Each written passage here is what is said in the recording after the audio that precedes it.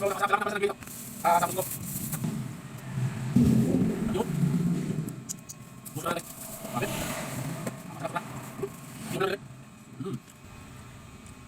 Para na rin tayo nakakain sa kay Diwata Pares Overload. Sa aming laman, oh. Sarap. Sabi, dami.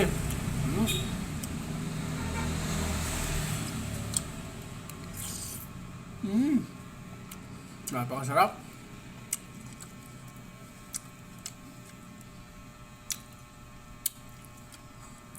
Boss, maraming salamat. Binigay mo sa akin almusal.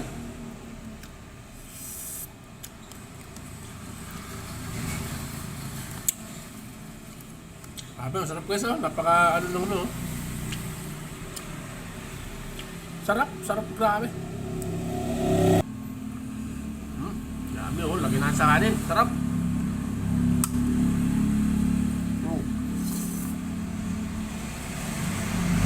Sama ko kayo kung saan binili ito. Pero dito lang din to sa San Juan.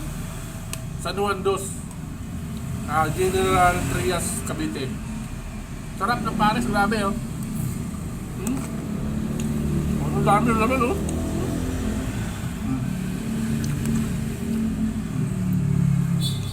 Grabe, sarap.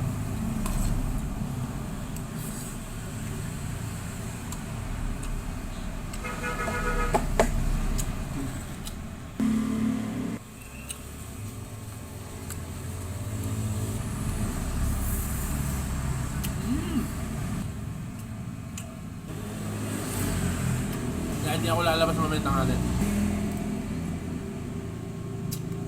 Guys, abangan nyo guys. Malapit ko lang gawin. Mamaya gagawin ko na. Meron ako nito 3 itlog. Hello.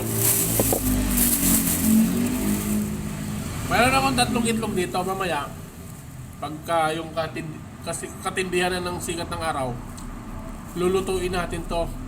Lalagain natin sa pamamagitan ng init ng araw.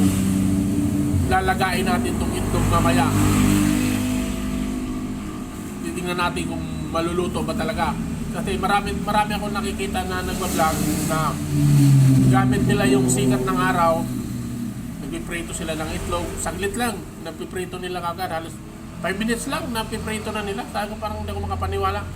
Ngayon, ibang estilong gagawin ko. Ilalaga natin. Gamit din ang sikat ng araw kasi sa sobrang init. Try ko lang din kung talagang malalaga siya.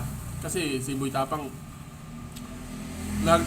nagluto siya ng yung crispy pata. Isang galong mantika tapos ang laking kawali. Talagang crispy yung pata niya. Gamit yung sikat ng araw. Tapos yung iba naman, itlog. Nagpiprito sila gamit ang sikat ng araw. Ngayon, iibahin ko. Maglalaga ako ng itlog gamit ang sikat ng araw. So guys, abangan nyo yan guys. Busin na natin to. Busog na ako.